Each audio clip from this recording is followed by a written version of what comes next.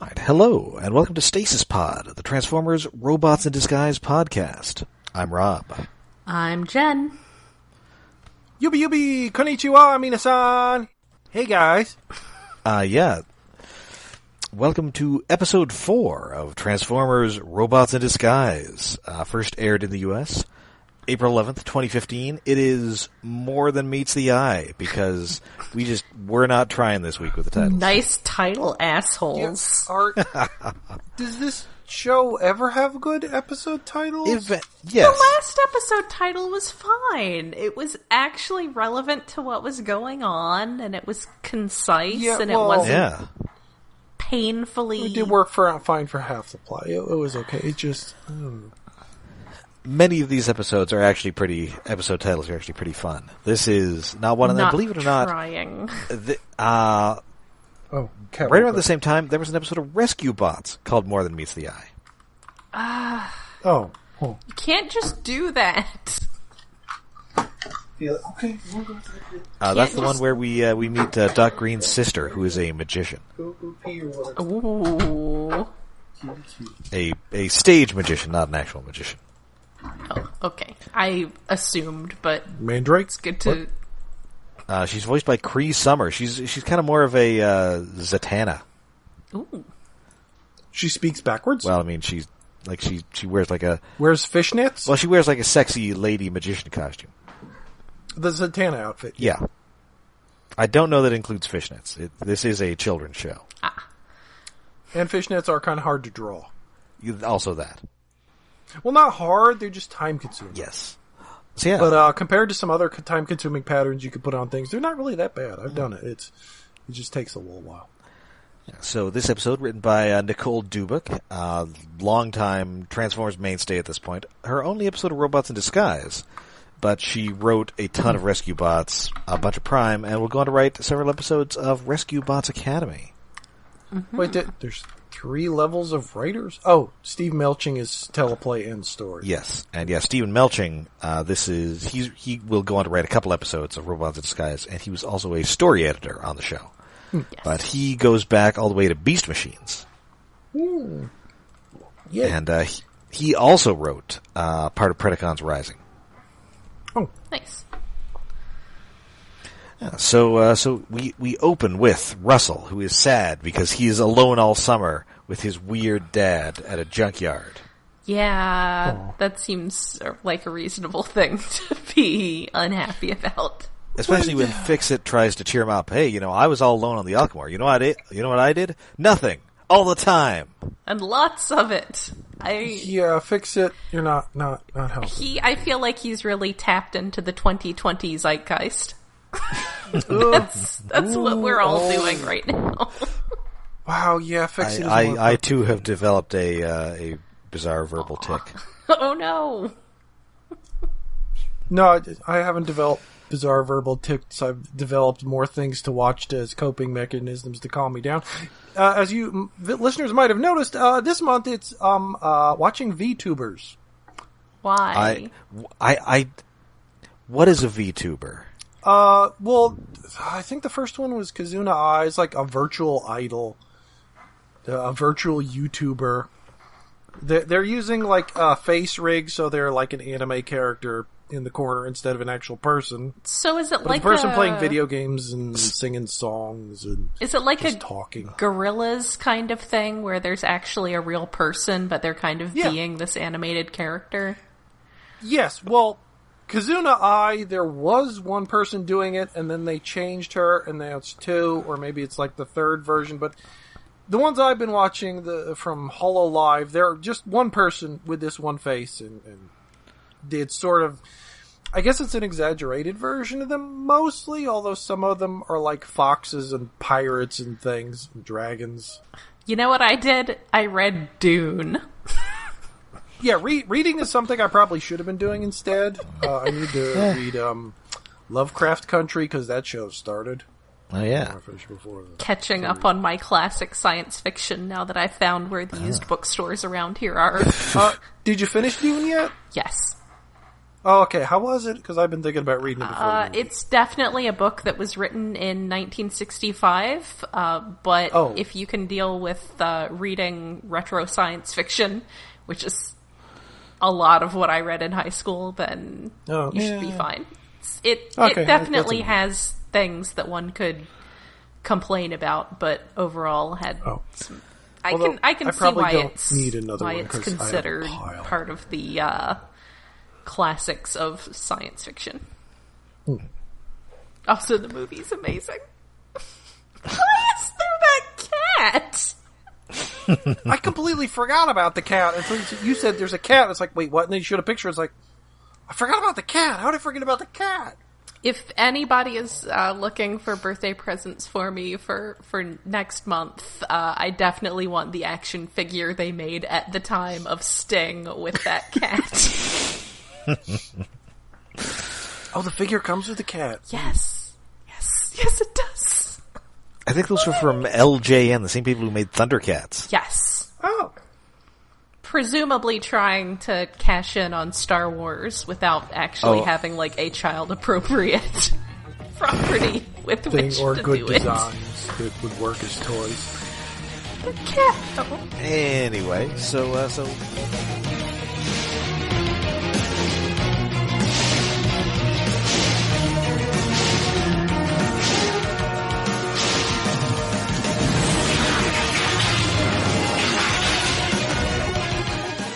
So, much like the dad he is, Denny suggests that, hey, Russell, why don't you go out and meet some friends?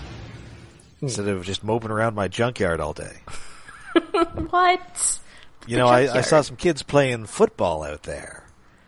Oh, what? You've never played football? Well, too bad. Have this antique helmet that once belonged to Bronco Kowalski, the Poughkeepsie pile driver. Yeah, helmet technology has, advanced a lot in the last century. Yeah, that's like a 1920s helmet that's not safe. It's just to show you have a helmet, not to actually do anything. Might as well put a bowl on your kid's head and send them out there. A colander would be as effective. Well, as we're going to see, helmet technology may have advanced greatly. Since this takes place in the future. Yeah. In the future. At some point in the future. Oh, at the beginning, Fixit does confirm he was the only conscious bot on the Alchemor. Yes, although this turns out not to be entirely true.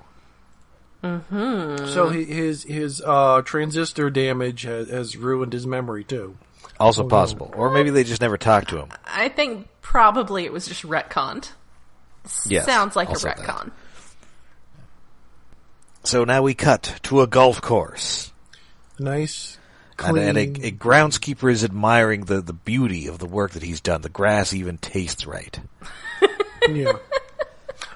And then it's destroyed by a giant lobster. He's way too excited about his grass. I feel like there may be, some euphemisms in here, but he's... Although maybe it's training from watching a lot of anime back in the day and the old cartoons. It cuts from Fixit talking to the groundskeeper talking, and it's like, oh, it's the same voice actor just doing a little deeper voice. Yeah. It was, Yeah. There's been worse. There's definitely times in, Batman the Animated Series when there's just a side character who's clearly just Kevin Conroy's speaking voice. Yeah, it was just one of it's one of those little me problems. It's like, oh, I noticed that. Dang it. Which probably all started when I figured out, oh, Scott McNeil is Mr. Piccolo and Dinobot and Rat Trap. Wait, what? And back when IMDb was created and just start looking up, oh my god, this person from Digimon was also this other person because it's the year 2000 and this is very exciting to know about. Anyway, sorry. Oh yeah, out of a water trap on the golf course, this car comes flying, or I guess it's a car, we don't really see it in detail, but it's a rectangle. That becomes a lobster. It's a flying lobster. We have lobsters again. And this is the delightfully named Bisque. Yes. Can't just be named after a food that's made out of what you are. Well, you'd say that, then couple seasons later, we're going to see another lobster guy, and his name is Thermidor. I know. I love it. I love it, and I hate it, and I love it. I mean, it's not spelled like Visque, it is Bisk. But yes, it's just... It's one of those names. It's just so bad. It's great. And I love his design. He's like a standard like guy who turns into a car, but he has giant lobster claws and like a crazy googly-eyed lobster head. Yes, he's definitely, I think we mentioned that you occasionally get some who are there is some variety, but he's like the steel jaw school of design here, where he's a vehicle and then he turns into a very anthropomorphic animal robot. A considerably less sexy one. Yes. Yeah, although he's much less sexy. This is kind of the beginning of, wait, why are some of these guys locked up in the Alchemore in the first place? He's a little dangerous, but seems like he's more, slightly insane and could be handled with a psychotherapist? Well, because his whole deal is he is a gamer, and he is all about poning noobs in real life. He's not quite on a like animated headmaster level, but yes, he is. He's not quite that obnoxious, but yes, that's his character thing. But you see, they had to put him in jail because he started Gamergate. Yes. So, yeah, that's a good reason. Well, Cybertron, the equivalent of it. Steeljaw tried to co-opt it. And I'm just trying to remember, did I ever actually get his toy? I can't remember. I did not. I never found it in Canada. I really wanted it. Because he's Bisk. And he is voiced by Carrie Payton, who, of course, also voices Grimlock. And his voice isn't quite as noticeable because Grimlock is a much deeper voice. Yes. And I love the character animation here where his eyes are just going everywhere. When he's talking, like his eyes are looking the direction he's saying it one point later. And at one point he makes a reference to what I believe is the Konami code. Yes. Except it's up, left, down, claw. Yeah. As opposed to up, down, left, right, BA, start. Well, there are variations. One variation I remember was BA, select, start. But I think that didn't actually do any different. It was just that you could hit select a couple times before it would start. Memories. So there's a very cool fight sequence where he is just kind of mowing the Autobots down with blasts of energy from his weird lobster mouth. Yeah. But then... They're very watery looking blasts, too. Yes. And then they drop Grimlock on him. But unfortunately, by this time, most of this golf course has been destroyed. No, his grass. His grassterpiece. Oh. Which has to be something that someone has called something growing in their basement at some point. Ooh. Yeah. It's his grassterpiece. These nugs are the dankest. R.I.P. his nugs. So we cut back to Rusty, who is unready for some football. He is not prepared for the football. But he meets some characters. He meets Butch, who definitely looks like a guy named Butch. By which we mean a girl. Well, no. Butch is the guy who kind of looks like... Oh, that's right. Like an uglier child John Travolta. Yeah, he does look like a Butch. Oh. Although, Hank jokes that his real name is Cynthia. Yes. Because he points out that her real name is Henrietta. Yes, because Hank is a girl. She's... My only quibble with her design is, having been kind of this girl, her hair should absolutely be back in braids. Her mom is going to spend so long brushing that out if she just leaves it loose like that. I think my main quibble is that she's playing football with a helmet with goggles on it, which means she is either a steampunk enthusiast or she's lost and she's actually supposed to be on Digimon. Yeah, it's a very... I guess it's fair that Russell's helmet is not exactly up to modern safety standards, because she does appear to be wearing like almost like a motorcycle / military type helmet, like a half helmet. Half the other kids aren't wearing any helmets. Only one kid is actually wearing a real football helmet. Yes. These kids were obviously just found whatever helmets they could find, if any, and went out to play football. So, yes, I guess it's fair. And she's voiced by actress Bailey Gambertoglio. That's a interesting name. She's been in a bunch of stuff. She was on that show Bubble Guppies, which I think was also on the Hub. What? Yeah. What the hell is Bubble Guppies? I don't know. I think they're like fish or something. That sounds vaguely familiar. That sounds made up. This sounds like a show Jen made up to taunt her coworkers. Superhuman Samurai Cyber Squad? What?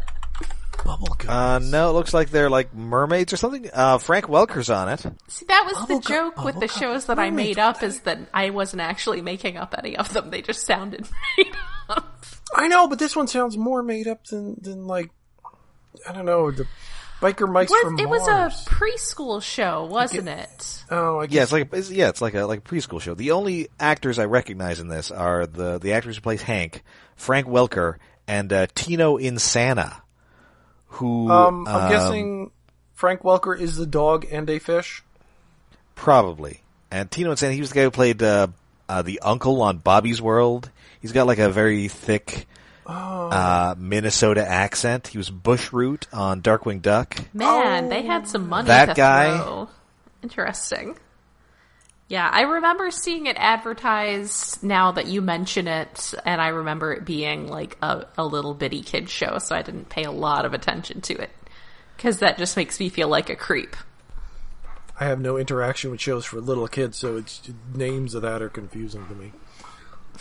And then meanwhile, do you remember the 2002 animated movie Spirit, Stallion of the Cimarron? I remember seeing advertisements. I remember seeing, like, Netflix having it. That's about it. Well, Netflix has an animated series that is based on it. Yes. I think they also had the movie, like, around the same time to promote their new animated series. And she is on that as well. I think she's like the main character.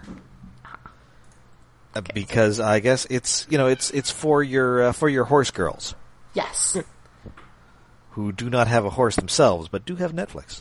Yes. I went to horse camp one summer. That must have been like camp. Horse girl ground zero. Mostly because my friend specifically wanted to do the horse program at Girl Scout camp. Get her horse badge. So we did the horse program. The horse that was like my assigned horse through someone in the more advanced group. Oh, so that was exciting. But not me. I mean, she wasn't hurt that bad. She's probably like 10. I was like 8. The moral of the story is Girl Scouts will turn you into a pagan lesbian. But not a horse girl, apparently. Yeah. I mean, I like all animals. I like most animals, not horses. I don't mind horses. I have nothing against horses. To quote Mark Twain, they are dangerous at both ends and uncomfortable in the middle. Yeah, that's about my experience with horses. I don't really like them. If I had a reason to be around horses more, I would be fine being around horses more. They're big, they're grumpy, they like food too much. No fun to ride. Aw. Anyway, Hank immediately takes a shine to Russell, possibly because he is better looking than Butch. I mean, yes. And also, she too is a Bronco Kowalski fan. Yes, she recognizes that era of helmet. And so she is all up for like getting him right into the game, including not telling him what any of their plays are. So he immediately gets clobbered and also ends up eating grass. Yes. It's very realistic. I felt like it was very realistic kids hanging around doing kid stuff. I appreciated that. Yes, yeah. And actually, I really like Hank in this, and she does appear in a couple subsequent episodes, but she's not in a ton of it. Yeah, she's not like she's not like Frankie. No, she's more like a Sierra. Also, though, can't the girls just have girl names? It's a boy show. So no, apparently.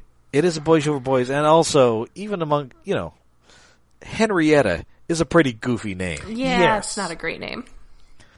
That's what you name your chicken. Yeah. Oh, is that the name? Transformers being for boys is just a joke. It's like, oh my god, so many people we know are girl. Well, maybe it's just the circles we go in. In fact, maybe somebody who's on this very show. Well, yes. What? Who? Me? Crazy. But anyway, yeah. So we cut back to the scrapyard. Grimlock is very excitedly telling everybody. Oh. Rewind a second because I forgot to. Different body types for the kids. It's not like they're all the same model with different heads. Yeah, that's nice. That's nice. This is shocking after Prime because there was the 3 kids, Fowler, June, and one other body type. Yeah, again, it's not as just...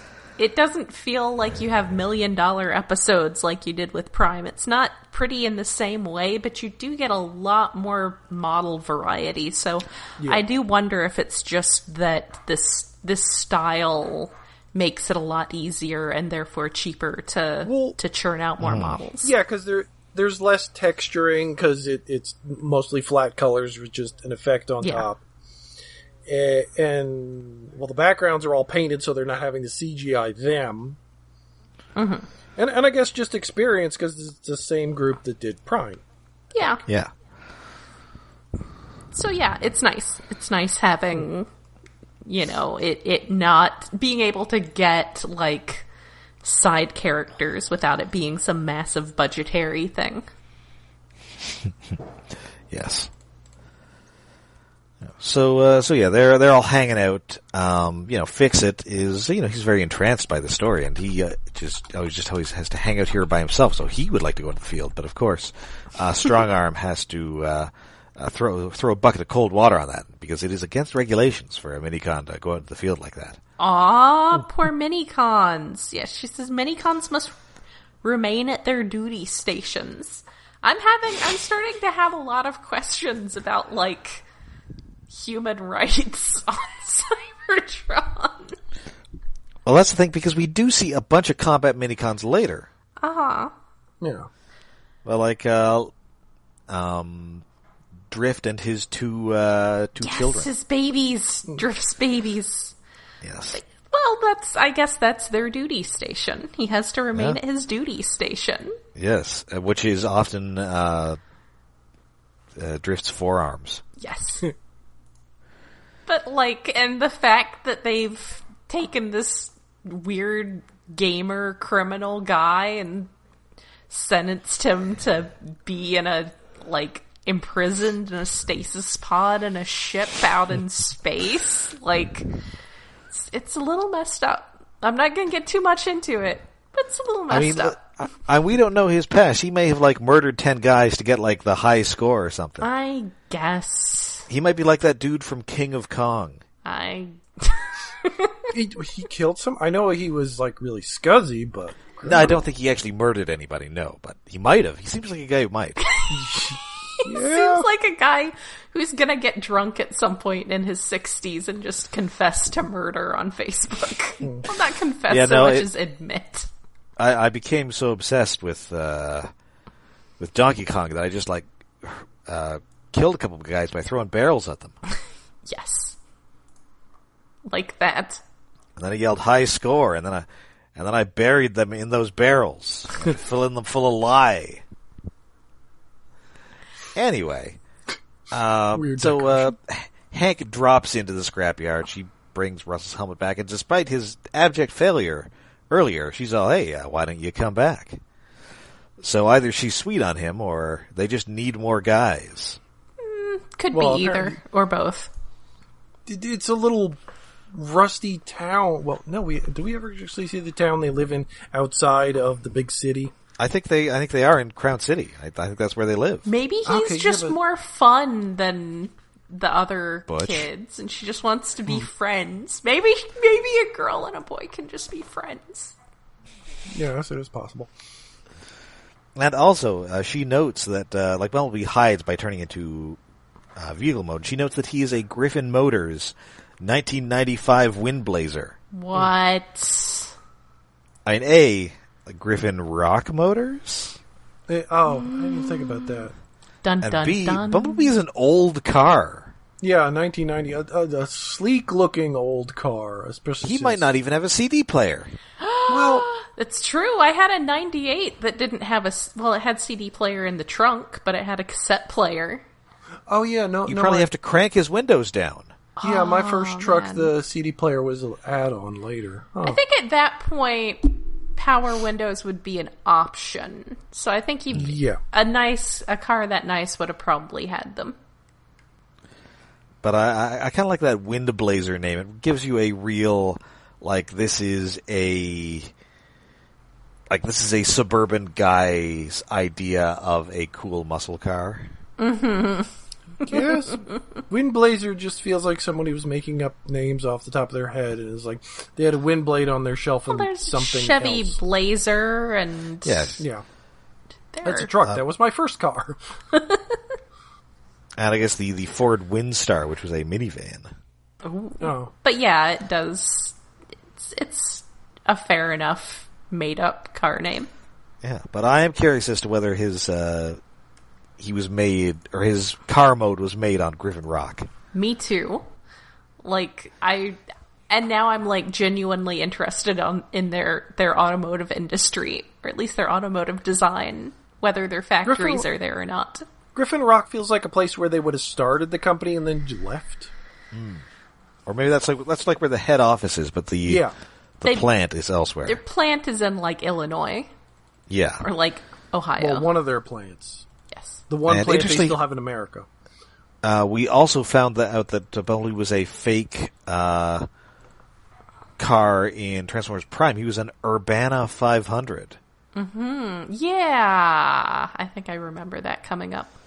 But they didn't mention the manufacturer, so maybe that was also Griffin Motors. Mm-hmm. Anyway, so now we cut to an airfield that has been invaded by Chop Shop. Yay! Another old name and a new character. Yay, Yes, he is still Bugs. Yes, he is a guy made of spiders. Yes. The old one was some more kind like of beetles. beetle. Yeah. No, I think he's spiders. Right, Really? but I mean But- the original Chop Shop. Oh yeah, Yeah, the the original Chop original Shop was a stag beetle. Yes. Yeah. 'Cause Japan really loves beetles. Yes. Yeah. Probably because they have them. At least I think, how many legs does he have? Actually, now I'm not sure what he is Well, this one exactly. has I think 4. he has 6 legs. I think it's 6 legs. I thought it was just 4. I'm not exactly sure what he is. Well, it's four legs, 2 little sort of arm thingies, and then a spike on top of their head, which makes me think these are beetles. Okay. I would Because it think. looked like they only had 2 body segments. Yeah. But I But like it's the like idea. Transformers, though. Later in the episode, they mentioned that he is a one-man heist crew. Yeah. So I have to think that whenever he does a job, he has to have a montage where he recruits the other parts of himself. Or just reaching down and tapping his leg. You ready to go? And between jobs, they just go their separate ways, and you have to talk some of them into it. One guy's driving a cab. Hey, right arm, how you doing? Oh. I got a score going down. That kind of would have been better if One guy who's got a new kid. You son of a bitch, I'm in. Now I kind of wish a couple of them were different colors, like they're new guys in the gang. I'm not sure how that would work, though. My right leg retired. He's off, retired to the Florida Keys. Yeah, something like that. Although I guess we do know that we later find out that he can just take random guys and make them into his limbs. Yeah. That's not cool, man. You can't do that. And I mean, we'll get to that. I You can't believe just that do that without consent. he may be his accent may be a bit of a reference to Michael Caine in The Italian Job, or perhaps to Fagin from Oliver Twist. Mm-hmm. I was thinking was it Lock, Stock, and Two Smoking Barrels? Those guys, isn't Statham kind of that accent? It's a little. I was thinking Statham-y. just let's just do something Cockney-ish. Yeah. I mean, the actor is British. Ooh, really? That's, And not that's- just doing an accent for a change? No, David Hunt. He is probably best known. He's the bad guy in the last Dirty Harry movie, The Deadpool. Mm-hmm. Oh. That's the one where there is somebody who has like a dead pool of famous people, and he's killing them off. Among them are horror movie director Liam Neeson and rock star Jim Carrey. Mm-hmm. And, of course, aging San Francisco police detective Harry Callahan. I'm getting too old for this. Of course he is. Yeah, because I was going to say, it's like the accent in this episode for the wild Decepticon is actually the best one so far. Well, because it is not a fake accent, it's his actual voice. Okay, that's good. It's much better than the Russian from the guy on the ship last time. Yeah, I mean, if I can imitate it successfully, it's not good. No, not really. Because my Russian accent is just a bad Walter Koenig impression. Yeah, that's basically what mine is too. Anyway, nuclear vessels. We get B phrase number 2, which I didn't write down specific things, but it's like... Oh, I wrote it down. Okay. It is... transform and... Let's roll and recapture. Yes, and it falls flat. It's not good, but at least it fits. Wah, wah, wah. Anyway, so they attack Chop Chop, and they are not prepared for him to split into 5 bugs, and they're just all kind of horrified. Yeah, Bumblebee's definitely not, because he tells the others, like, oh, if you see them, call me, and we'll get together and stop them, and then he just backs up when he sees the one Decepticon and just goes in alone, and then gets mobbed by 5 bug limbs. Yes. And also during the course of this fight, Grimlock literally pulls a Kool-Aid Man. Yes, he says, oh yeah, as he smashes through the wall. Yeah! Which, yes, that's Grimlock. We like that. I'm looking forward to episodes with more of him, because he's been great so far. Although, sadly, he is green, which means that he cannot be Purplesaurus Rex. Aww. R.I.P. I think they started making it again.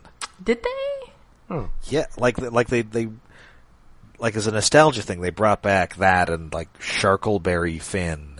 And... I remember. Did they do Berry Blue? Because Berry Blue, my mother used to like to point out that Berry Blue just looked like bleach. I do think they did like a... Yes, they... Okay, a couple of years ago. I've got a list here. This is in 2014. We have a list here, folks. Yes, in my hand, I have a list of multiple Kool-Aid flavors from the 90s. We've got Purplesaurus Rex, which was grape and lemon. Ugh. No. No, that was like grape and lemonade. It was delicious.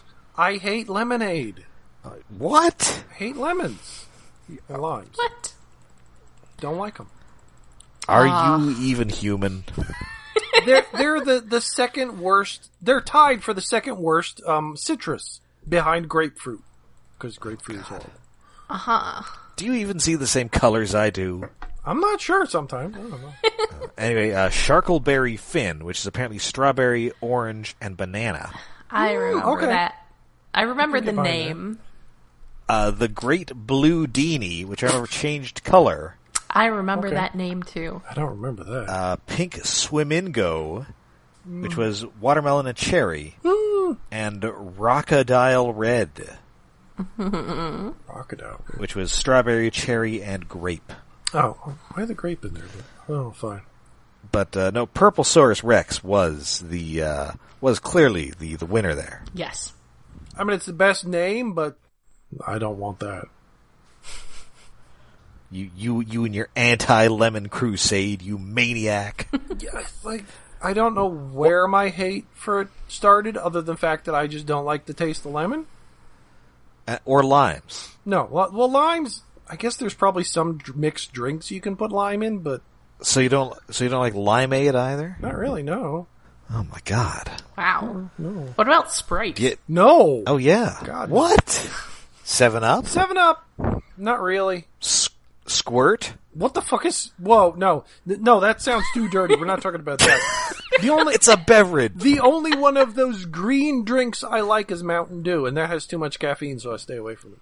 Oh, and... Slice? And Surge! Ooh, Surge. Yeah, isn't that citrus flavored? Surge is my favorite, But Surge is the most dangerous. I drank that way too much in college, and thankfully it's pretty much gone. I don't think that. Yeah, you probably suffered like permanent organ damage. Possibly. Well, my gallbladder had to be removed, so possibly.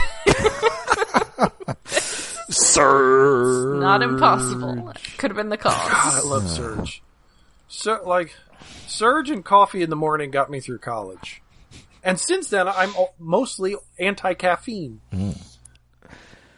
Anyway, so Chop Chop splits into a bunch of bugs and escapes with a chunk of this airplane, apparently a gyroscope. So they get back. Fixit tells them what his deal is. He's a combiner. He's a one-man heist crew, and he's got a rap sheet longer than Alpha Trion's beard. I am curious if that means that all the bugs are separate people versus being like a hive mind. They do all talk. Yes, and one of them they all have the same voice. One of them has a different voice in a future episode. Calling them a combiner does seem to imply that that they are separate entities who just also have a shared consciousness version. I don't know. Maybe it's like a kind of a reflector type thing? Maybe.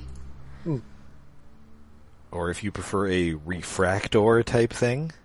Even the cartoon never seemed to quite get what was going on with reflectors, so... No, they did not. Sometimes he's just like... Sometimes there are like 7 of him. Sometimes they're like 3 guys talking with the same voice, which is creepy. Yeah. Sometimes they all talk in sync, and then sometimes not so much, and I don't know. These are big... Most of the time, they're just not on the show. These are big existential questions that I don't think a lot of things are prepared for. No, well, it's like the G1 Insecticons. Like, there were 3 of them, but sometimes there were hundreds of them. But there was only ever the 3 that mattered. Yeah. Right. And those were just sort of like dumb clones. But But then you get in the movie where one of them gets run over, and then other versions of that guy are fine. That was funny. It's like it's like a bunch of Jamie Madroxes. Yeah. Maybe. Why isn't there a Transformer with that power? I mean, that's kind of the Insecticons, sort of. We need to bring that back. But hey, that's a That's a good way for Hasbro to sell some army builders. Yes. Yeah. Anyway, so and they figure that with all the stuff that Chop Chop is stealing, he's building a spaceship, and that with it he's going to escape Earth and go steal stuff in space. Oh no, you can't have him do that. I mean, honestly, if they just go steal from some non-Cybertronians, that's their problem now. That's the other people's. Well, that is basically what Chop Chop says later in the episode. He's like, "Oh, hey, you don't want me on this planet. I don't want to be on this planet. So why don't I just get in my spaceship and then Bob's your uncle?" Yeah. Yeah. I forget. Did he literally say Bob's your uncle? He did not. Aw, because he would. But oh yes, he should have. It'd have to be some sort of robot version.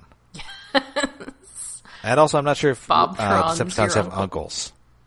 I didn't think Decepticons had uncles. Sorry. Oh, that's right. That is a G1 line. I love that. But I love that episode. Anyway.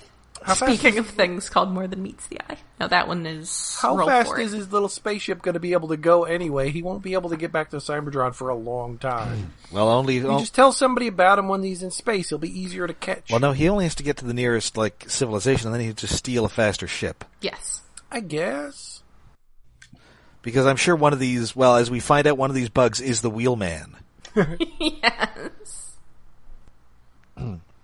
So, the only thing he needs left is fuel, and according to Denny, there is a liquid oxygen refinery nearby. Which, I mean, okay, that'll do. But it is not automated. So, that means it's disguise time, baby! Yes. It's just like, Denny's He's just so excited. He has been preparing for this for so long. Although, his disguise, is it just a knockoff Starfleet uniform? He looks like Mr. Spock.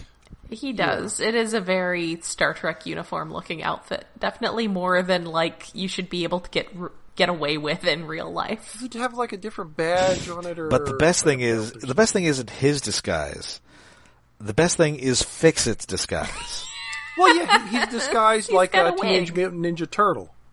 Well, no, because he has a wig, too. Oh, there's a wig? Yeah, he has a wig. There is a wig, and a wig that they found in a scrapyard. Yes, it definitely looks like a wig they found in a scrapyard. It's not good. And also, he's got glasses. Yes. Yeah. So you actually see enough of him that he does not look like a 1970s New York City flasher like the Ninja Turtles. So does Fixit not transform? His toy kind of sort of has a vehicle mode. Because they say he doesn't have a vehicle mode, which, I mean, you're going to have to do something with the toy. I mean, look at Rung. But yeah, he sort of lies down, you point his drill arms forward, and he is quote unquote a vehicle. Is he even a transformer if he doesn't have I guess a vehicle mode does not mean alt mode necessarily, so I guess he could have some other mode. Yeah, I mean, he's kind of it could be a thing like Emirate Zeron, who just went so long without transforming that he couldn't anymore. That was some bullshit, man. Oh. Listen, we didn't feel like coming up with a vehicle mode for him. So, this is also my Simon Furman impression. Okay. Because Simon Furman basically sounds like Jason Statham, right? Sure. They have the same hairline. Yes, they do. Decepticons. That's my Simon Furman impression. Oi, I'll have one Corona over here, barkeep. No, he doesn't sound like that at all. Anyway, the point is, this entire episode is making me have a lot of deep existential thoughts about the nature of mini-cons and combiners and carceral justice on Cybertron. I just want Kool-Aid, but not lemon flavored. And also, at some point, Hank comes back to check in on to make sure that Russell will be at practice. And Grimlock poses as a dinosaur statue. Yeah. Yes. Which, I mean, I guess if you're gonna find a dinosaur statue somewhere, this would be the place. Yeah, actually, I'm kind of does it ever come up that Denny makes art out of all this junk? Because that really should be a thing he does. I don't think so. No. Although we do see Grimlock making a house of cars. Yes. The way somebody would make a house of cards. Yes, it's pretty making amusing. out of subcompacts. That's cute. Yes. So anyway, it's a house of cars.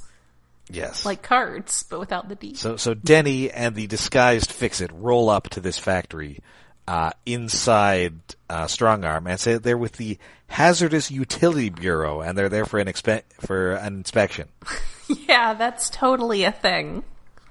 Oh, they made a hub joke. Oh, I didn't even realize that. I didn't realize it until you said it too. I was like, wait, is it a government? Oh, it's a hub. It's Bell's hub. But this didn't air on the hub, did it? No, it did not. Oh. But probably at the time they were writing it, the hub still existed. Probably. Yeah, probably. During production, before they had to shovel it off into Cartoon Network. And then Cartoon Network's like, what are we even going to do with this? Mm-hmm. We'll air it eventually. Yes. Very little. So there's a fight. Strong Arm gets into a fight with one of these bugs, and so Chop Chop can only combine 4/5 of the way.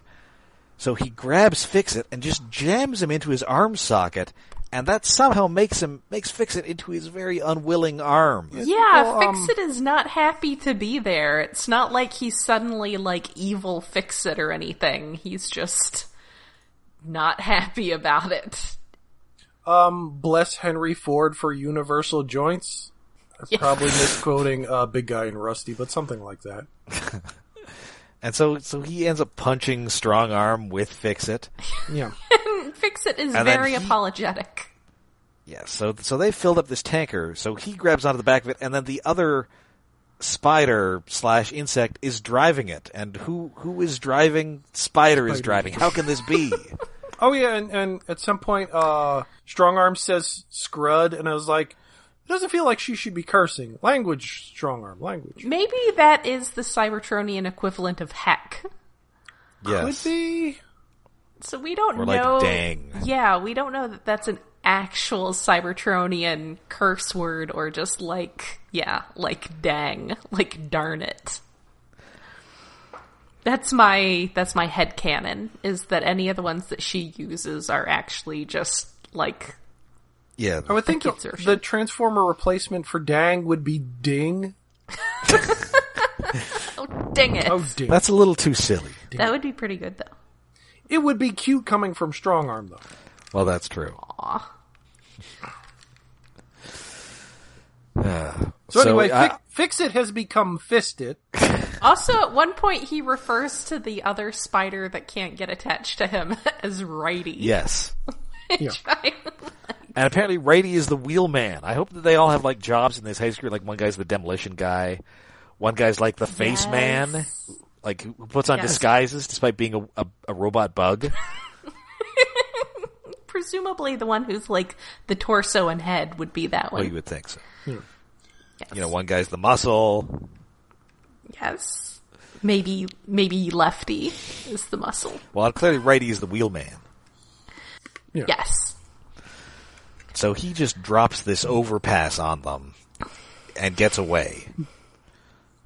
But luckily, he's left a distinct tire tread pattern.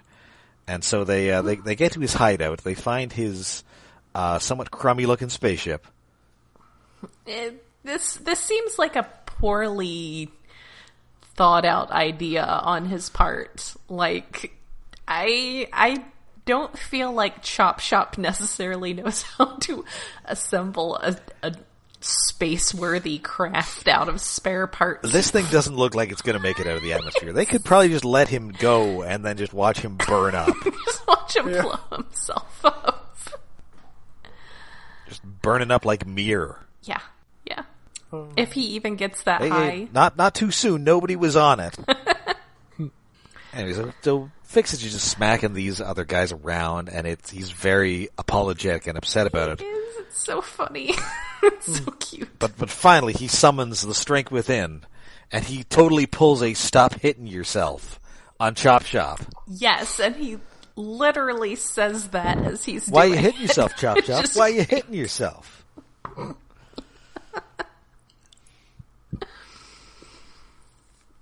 Which is, maybe it was a bad idea to put this guy who is not going to be inclined to cooperate with you, like, on one of your body parts, or as one of your body parts.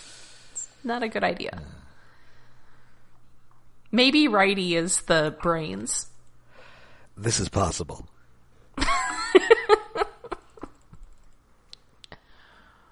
So they end up knocking him into this tanker truck. It covers him with liquid oxygen, and it is just like the end of Terminator 2, where the T-1000 gets covered in like liquid oxygen or whatever it is from that tanker truck, and then although he doesn't break apart, but one piece of him does crawl away. Yes, they only end up capturing 4/5 of him. Yes. That still counts as a apprehended criminal. You got 4/5 of him intact. Well, possession is 4/5 of the law. Yeah. And we now possess 4/5 of this guy. So he's going back to jail. This actually is going to become like a recurring plot. Mm-hmm. Yay. I will look forward to it. That's right. So, yeah, they get him, and then everybody is watching Russell's big football game, because he has discovered, in kicking his helmet away, that he is actually a really good kicker. Yes. They're being super subtle about it. I mean, I guess if you don't look up that way, you don't see them up there. Also, Sideswipe seems to have acquired one of those, like, the big tourist binocular things. Well, I think that was at the scrapyard. And he's holding it up to his face. We saw that at the very beginning. It was saw it earlier in the episode. That makes sense. So yes, he's holding that up like opera glasses, and Strongarm tries to take it away from him because they are bickering children. Well, like I said, big Peralta Santiago vibes from these two. Yes. Huh? I will nod. I can't believe I'm the only one here who watches Brooklyn Nine-Nine. Sorry. Oh, no, I'm waiting for the Quebecois version. You mean Jacques Peralta and Amy Santiago, although she's probably not Latina on the Quebec version. No, probably. Aww. No. Anyway, so Russell somehow I'm not enormously familiar with the rules of football, but I don't even think they're playing by Canadian rules here. I don't know what's going on. They're playing by kids' rules. It's sort of vague kids rules. Sort of make up their own rules. Yeah. Just like they make up their own equipment. They're playing a rousing round of Calvin ball. Yes. Yeah. Basically, yes. They say it's football because they're playing it with a football, but they're it's all Calvin ball. Wearing helmets, they're on a football field. Somebody has goggles. Yes. And he kicks the winning field goal, and victory is theirs, and that is the episode. Dun dun dun. Oh yeah, freeze frame on the Autobots celebrating the touchdown kick. Because you're the best around. No one's ever gonna bring you down. It is a little of that energy. Yeah. So another fun episode. I like the weird. I like the weirdness of the Decepticon villain of this one. Yeah, I like the variety that we get in this show. It's neat. But again, it's I wish this guy had a toy. Oh, I mean, it would be great if this guy had a toy, but he does not. No. I guess on one hand, it's nice that they were freed from the constraints of having to think about the toys, but also it would be nice to have a toy of him. Yes, but on the other hand, we want toys. Yes. On the other hand, we have been conditioned to expect toys, and we want toys. That's right. I mean, at least like an individual limb should have gotten a toy, so you could have 5 of them and just say they're that guy. But. So yeah, I think that now brings us to David's Tokusatsu Corner. Yay! This week on QQ Sentai, Go-Go 5! Escape the Dark Planet! Although it's a dark asteroid, not a planet. There's a translation thing, I don't understand what it is in Japanese, but a lot of the times, like, planet and star can be interchanged, like, a lot of old subs, they'd be talking about a planet and they call it this, like the green star or something. It's like, wait, what? Talking about a planet? Anyway, that's just an old complaint from old subtitles. What is this? The beginning of the episode, they're testing out new robot components. We're that early already? It's another new robot? New robots. The Mars Machines. I like robots. Yeah, they're planning to go blow up the asteroid from last episode that they found out about, and they didn't destroy the CD with the information that Blue's friend found about the asteroid, although it seems like you could just find it again, although it's like cloaked or something, but it's like just point another satellite at, you'll figure it out. If one woman with a little telescope you set on your lawn can find enough information about it, whatever. Anyway. So the Rangers know about that, and then Salamane Dines goes to attack because they found out shit, and they've combined the robots, and at the beginning of the episode they're trying to zap this giant asteroid in space with their robot, and they have to hit it like 20 times to destroy it, and they only get to hit it like 8 times before the bad guys show up to harass them, and it's like, oh no, we can't do it in time, we don't have enough energy in this robot, we have to use the new robots we were just showing off in a scene earlier in the episode that aren't fully tested yet. No! And their final form hasn't been like tested, we don't know if it's going to work, it could kill the Rangers. Admittedly, the giant space train they have almost killed the Rangers the first 2 times they used it because it electrocuted them, so it's like, it's not like this is new territory to them. Anyway, but they ship their... No, wait, what do they do first? Yeah, they put the new Mars Machines in their train components and then hook them up behind their space shuttle in all this like fun model scenes that look really cool. Because it's why I like Godzilla movies. The fun and action with the little models before they blow up the cities and stuff. Anyway, they make this space train, shoot it into space, land on the asteroid, and then the components, the Mars Machines, combine into, what is it called? Beetle Mars, which is sort of a Gerwalk version. They love beetles. They love Beatles so much. Yes, it is appropriate for this episode. You might say they have Beatlemania. No, I would not say that. All the components combine as if it was going to be the robot mode, but it's sort of leaning backwards with its arms behind it, so it's on 4 legs, walking forward, and like the crotch piece is flipped down like a little, sort of, more like a dinosaur head in the middle between its front legs. It's kind of cute and weird, and a model is just stomping around, planting bombs on this giant, evil, dark asteroid. And have to plant one on one side of the asteroid and one on the other. They plant the second one and are starting to leave. And this is when Grand Witch Grandine has this giant asteroid called Grand attack the Rangers by having giant stone spikes come out of it to grab them. It's like, couldn't you have done that earlier before they planted the bombs? Admittedly, she somehow it turns off the bombs so they're not going to blow up in 3 minutes, which I thought maybe was part of the plan. It's like, aren't you going to blow up the Rangers with the thing? But you want the thing? Oh, it's weird timing. Anyway, the Rangers have no choice but to transform into Victory Mars, the robot version, which is untested, and it works fine. Victory Saber? No, Victory Mars. Oh, I want Victory Saber. Calling back to Gridman, the face on it looks a lot like the face of Powered Xenon, the combined version of all the elementary high school kids, the Ava kids. Like their combined version without Gridman inside, because the face is flat, it comes up, and then it sort of pooches out, like it folds out in the same way that Victory Mars and Xenon's heads form the same way, and they look really similar. So it's an intentional design on Gridman's part to reference this. I think the mecha designer, or one of the mecha designers on Gridman worked on old old Super Sentai designs somewhere. But I'm not entirely positive about that. Anyway, they have the giant robot. They break the rocks that are imprisoning them. They take a giant spear that has like a rocket shuttle on the head, stab it into the asteroid, and it blows up. Oh no! The Rangers are dead. No, they're not dead. They get back on their space train and fly back to Earth. But there was a weird scene, as they were getting up the gumption to transform into the giant robot mode to save the Earth and set off the bombs, and they were having flashbacks to their bad dad being nice to them.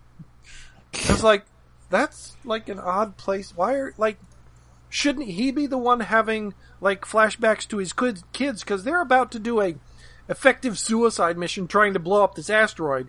He should be thinking about them, but they're thinking about him? Why? That seemed weird.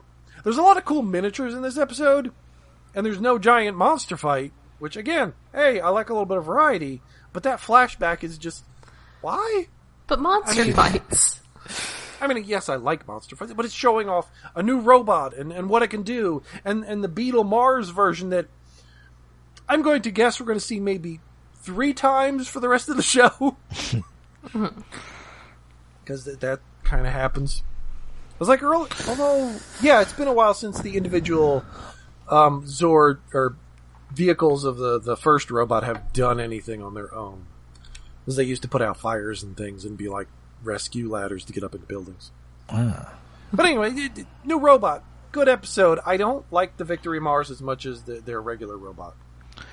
It's a neat design, but I like how the other one forms together by lifting itself up onto the lower body. And just it's a really neat toyetic formation. The Victory Mars with the Beetle mode, that's kind of interesting, but not as interesting. I like robots. Toyetic robots. All right, so that does it for this episode. Until next time, you can find us all over the internet. We're on Twitter, we're on Facebook, and we have a Patreon. Yes, we are hosted on iaconunderground.net, where we have a Patreon set up for hosting and other expenses. That is patreon.com/iaconunderground. For as little as $1 a month, you can get our monthly specials, including our whole back catalog. We just did a lot of questions with very few answers about Transformers War for Cybertron Siege Episode 1, The Phantom Menace. September's coming up soon. Who knows? Maybe New Mutants actually will come out on August 28th. Maybe. Maybe. My local, and by local I mean an hour and change away, drive-in theater has not actually updated for that weekend yet, so who knows? Like, I was checking my local drive-in theater, and like last week they had Pet Sematary and It, well, the first half of the new It movies. That sounds pretty great. And it wasn't until today on a Friday that they updated what they're having Friday, Saturday, and Sunday this week, which was, what was it, Lego Batman and Fury Road. Mine, which is like, mine had a double feature of Twister and Wizard of Oz. Just pretty great. All right, so until looks next like time, they have when we ask ourselves... I was going to say, it looks like they have an upcoming double feature of Bullet and American Graffiti, if you're into cars. Yes, that is a car guy double feature. Yes. So yeah, until next time when we ask ourselves, what would Optimus do? I'm Rob. I'm Jen, and I want to know, what would Bisk do? Ooh. I'm David, and I want to know what happened to Asuka's voice actress. She hasn't been in any episodes of Go-Go 5 in a while.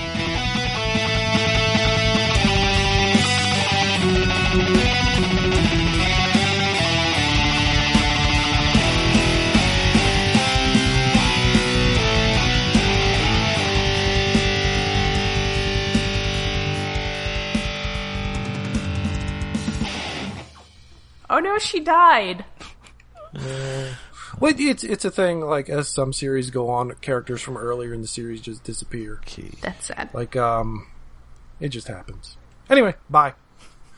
You know what Filch would do? Steal shiny things. Oh,